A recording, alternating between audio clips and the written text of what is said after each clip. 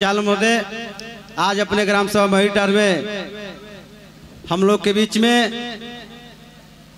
पूर्व मंत्री स्वर्गीय बच्चा पाठक जी के पौत हम लोग के साथी बड़े भाई पुनीत पाठक जी,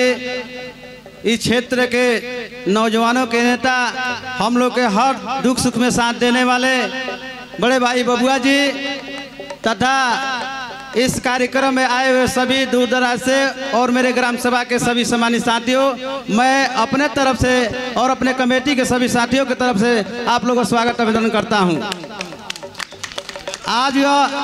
कार्यक्रम हम लोग निसार राज जी के जयंती के शुभ अवसर पर रखे थे। आज हम लोग एक महीना पहले इसी स्थान पर एक मीटिंग करके हम लोग निर्णय लिए थे कि आज तक इस बलिया जनपद में निसार राज की जयंती मनाई गई है, लेकिन ऐसी धूमधाम से नहीं मनाया गया है। एक हम लोग ऐसा कार्यक्रम कराएं कि पूरे जनपद के लोग ये नाम ले कि महिटार में एक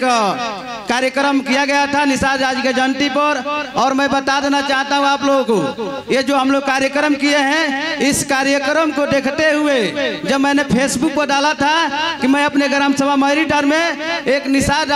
राज की जयंती मनाने जा रहा हूं, तो ये निसार राज जी के जयंती के नाम पर आज हमारे जनपद में लमसम 20 गांव में निसार राज जी की जयंती मन रही है साथियों। और मैं बता दूं, निसार राज जी की जो मित्रता थी राम से राज का इतिहास है। आप लोगों को अभी देवेंद्र भाई बता रहे थे कि इलाहाबाद से 33 किलोमीटर आप जाएंगे पश्चिम की तरफ, एक सिंगेरपुर है, वहां पर निसार राज की बहुत बड़ा किला है साथियों। 30 किलोमीटर लंबा और 30 किलोमीटर लंबा और 30 किलोमीटर चौड़ा में किला है, लेकिन किसी ने वो किला को नहीं जानता था। लेकिन हम लोगों ने,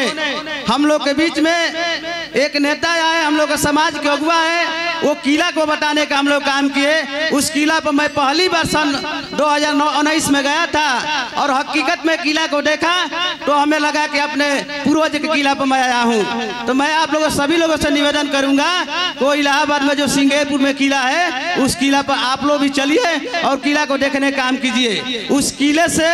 इस किले से मैं बता दूं, इस देश के 4 प्रधानमंत्री ऐसा हुए, उस किले में खुदाई करके 4 प्रधानमंत्री वहां से सोना चांदी निकलवा करके इस देश में जो जिस समय कर्जे में डूब रहा था, यही देश के प्रधानमंत्री इंदिरा गांधी और चंद्रशेखर और बीपी सिन्हा राव ने वहां के सोना और चांदी निकलवा करके, सोना चांदी निकलवा करके यह देश के कब्जे से मुक्त दिलवाने का काम किए थे साथियों। ये निसार राज की किला है। जय निसार राज।